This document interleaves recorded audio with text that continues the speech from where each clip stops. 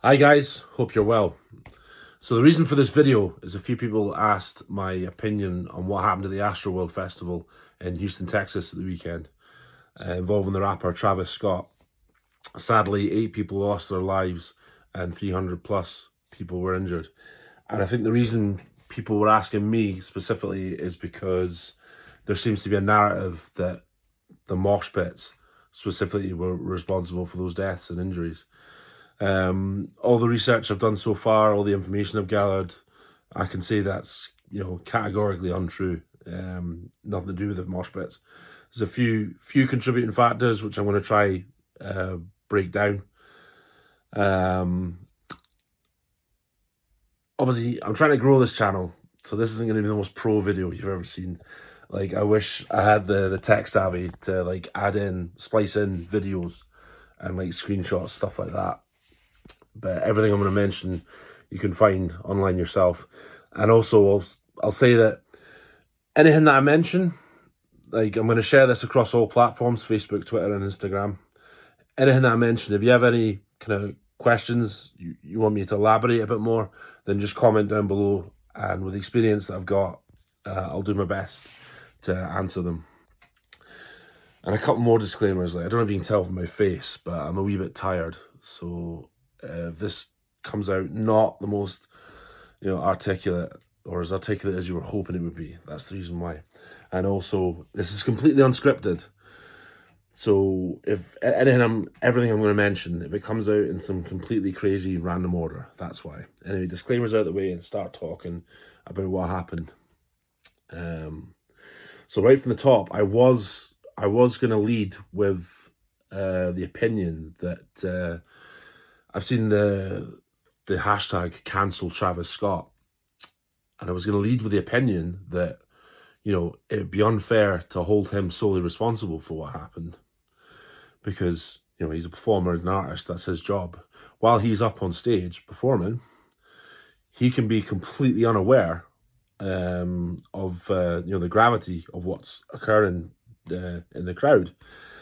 I've been on both sides of the barricade, and certainly when I'm DJing, I can be so caught up in the energy and the excitement of performing, I can be blissfully unaware of what's going on. And obviously I play much smaller places than Travis Scot. Think about the amount of people that were there. However, as I said, I was going to lead with that kind of point. However, new information has come to light. Well, I say new information. There's allegations that Travis Scot actively encouraged people to get into the concert by any means necessary, as in people that didn't have a ticket. The concert was already a 50,000 sellout. So why he felt the need to do that, I don't know. I mean, I've not been able to substantiate any of these allegations via a video recording of him doing this or screenshots. He might have said it on social media. If anyone does have kind of more accurate information that they can send me, please do so. Because if it's true, Travis Scot, then straight up, you're a fucking piece of shit. One of the people that died was only 14 years old, possibly their first ever concert, and they don't get to come home now. If you did encourage people to rush the security gates and all sorts of nonsense to get in, and that's caused the event to be over capacity, and you've caused a crush. A 14-year-old lost their life. Straight up, you're a piece of shit if that's true. And I hope you're not only sued, but you're prosecuted to the fullest extent of the law. I hope you're made accountable. Now, regards to being over capacity, there is videos, there's videos of people rushing the security gates. And when I seen that, some of the questions that were immediately raised in my mind, when that happened, did the security get in contact with the promoter, festival management, and say, we've just had a bunch of people, probably most of them without tickets, rush the security gates. and break in. Because, you know, if they did relay that to the festival management, the promoter, then, you know, in my mind, what needs to happen then is the festival management, event management, whoever, they need to make a decision to pull the plug on the event, because, you know, if it's overcrowded, you can no longer ensure everybody's safety. So something else that crossed my mind is possibly the event festival management didn't even know about this, because the security company, whoever is responsible for providing security for the event, they may not have relayed what happened to them. At the end of the day, you know, the Astroworld Festival, that sounds like a big juicy contract. So whoever was providing security possibly didn't want to lose the contract, you know, and also embarrassed. They don't want to end up with a bad reputation because they allowed themselves to be overrun. Now they're finding out the hard way that nothing's going to, you know, damage your reputation faster than people dying and you know, 300 plus injuries. Again, that's speculation on my part. That's maybe not what happened. There's also no shame in saying that you were overrun. You can have the best security company in the world. If you've got like however many hundreds, thousands of people who are that determined to get in, like just shy of, like, you know, having a line of like soldiers shooting them dead, like how are you meant to stop them from getting in? How are you meant to stop them from being overrun? Like even the police with riot shields and all sorts of stuff like that would possibly stop them from getting, couldn't. See what I mean? I'm going on a tangent.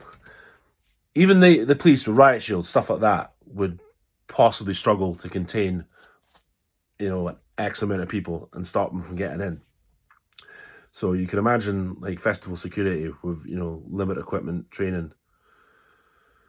It would be a struggle. Again, this is all.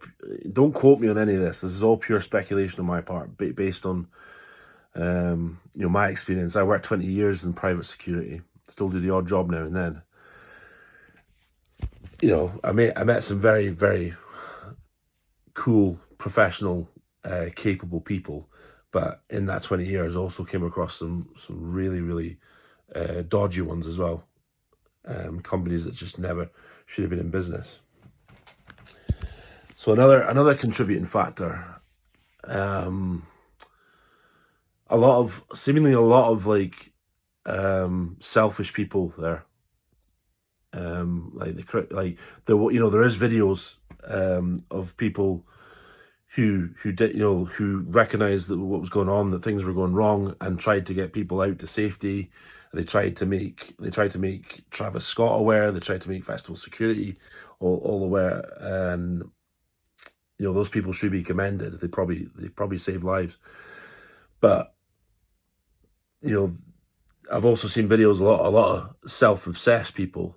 Like, the fact that people were dying and getting injured just didn't seem to give a fuck. There's two YouTubers I watch on a regular basis called Abbott and Preach. You should watch them too. They speak about a broad range of topics, and they always give like very sage advice. They did a video about what happened at this gig, and they talk about. I've not seen the video they talk about, but they talk about a video where there's somebody filming on a mobile, and they actually film. There's a paramedic attending to somebody, and they're giving him CPR. And you know, the next thing, you know, there's you know, it's not like this look of concern or how can I help. Like, the next thing, the phone's getting spun around and they're giving it like party face, like completely inappropriate to the situation. And you know, as the you know, there's also footage as the ambulances are trying to get through the crowd to help people. There's people crowding the ambulances, not letting them through. There's also a photo of a guy on top of the ambulance dancing on top of it. I mean, why would you think to do that? Why? And it just, I can't comprehend why you think that would be a good idea. Like, I mean, how were you brought up? If honestly, if my parents seen me do something similar in that situation, you know, I think they'd disown me, and they'd be right to do that. Complete and utter dick move. Oh. Anyway.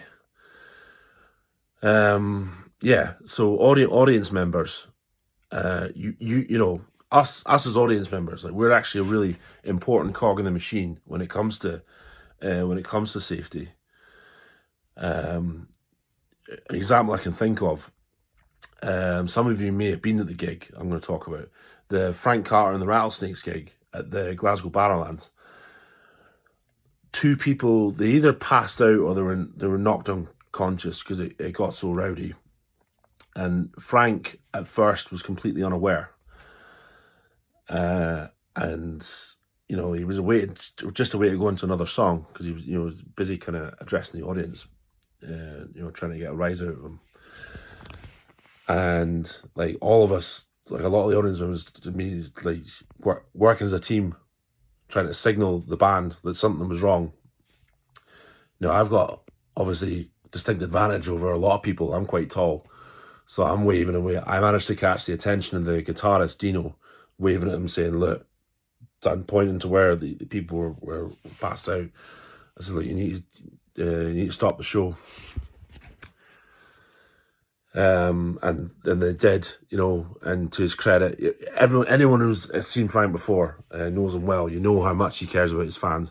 As soon as he was made aware of what was going on, he was down into the crowd and he was helping coordinate with security and the medical staff to get these people like evacuated, get them to safety.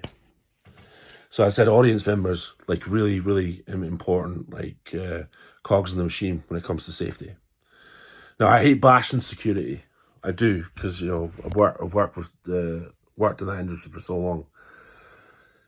But like, I'm going to talk about the pit crew specifically. Like, I haven't actually seen the barrier layout, how that was. If anyone can get that information to me, I'd be grateful. Thank you. From my experience working festivals, you know, my understanding of the science behind it, barriers are often laid out in a very specific way so that it dissipates pressure, you know, like if all those people kind of been cramped together. Now, it's possible, you know, again, I haven't seen the barrier layout, so it's possibly the barrier was laid out in such a fashion, but if the event was overcrowded, then it's not going to matter, is it? You know, you're overcrowded, and that's why, you know, there was such a big crush. Again, sorry guys, completely unscripted. I'm just going off the top of my head. Yeah, I was talking about the pit crew. So I've been all over the country for gigs, and you know, I've met some really, really solid pit crews. These are the security guys, line of security guys you see at gigs, standing behind the barricade, ready to catch crowd surfers, keep people off the stage, stuff like that. You know, I've been all over the country, and I've only been to one city where I met a bad pit crew. That was in Birmingham. I'm not gonna name and shame the company, but that was in Birmingham with Slam Dunk at the arena. I actually at one point ended up jumping in and helping them out when Betty Tomorrow were on, because Danny asked for loads of crowd surfers, and from how I'd seen them handle like all the bands previous to that, I was like, this is going to be an utter shit show, and it was. Like, I was pulling people out like every 5 seconds, and there was a bro guy just standing behind me watching me doing it. I was like, man, you need to get up here, help me out. Like, there was a girl like crying her eyes out. She was quite firm. She was getting quite squashed. But yeah, like, as I said though, that's the one bad experience I've had. Pardon me. Been all over the country, and I met, you know, 99.9% of the pictures I met have been amazing. You got like G4S, Show Sex, Specialized, Rocksteady, all really good, capable guys. Like, and I've had the opportunity to work with some as well. And I'll also give a shout out to the guys I met from it was a company called Compact Security the other night in Manchester. I went to see Bullet for My Valentine. They were also the guys that did security at the Slam Dunk Festival in Leeds when I went this year. They're a good bunch of dudes. But, you know, talking about the pit crew, I don't know what was wrong with the pit crew at the Astroworld gig while Travis Scott was on. I mean, maybe they were just overwhelmed, or did they just not see what was going on? Because again, in my mind, like, as soon as they see what's going on, like most of the gigs I've been to, like all the companies I've just mentioned there, like if they seen like a collapse, like people, like a load of people going down, they're straight up on the mojo barrier and they got the torches on the crowd and they're making sure that everybody's safe and that, you know, people are getting pulled back up. There's no, you know, they're there ready to help just in case. What happened with the pit crew during this Travis Scott skit? Because again, in my mind, as soon as they see that something was wrong, they should be speaking to festival management and getting a show stop, like just pull the plug on the show. Like, again, it's already seen all the ambulances coming through and them getting crowded. Maybe that's what did happen. And just because there was so many fucking selfish pricks in the audience, like they couldn't do their jobs to the best of their ability. Whoa. Yeah, I've had kind of a brain freeze there.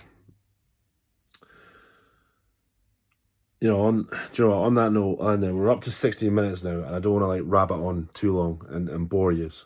Like those are just a few of the thoughts I had. Right. Again, if you have any more questions, then just drop a comment down below. It's gonna be shared on all platforms: Facebook, Twitter, Instagram. Obviously, this video's for YouTube. So if you have any questions, just drop them down below, and I'll do my best to answer them. But in the meantime, guys, like, have fun, stay safe. Good night, yeah? See you later.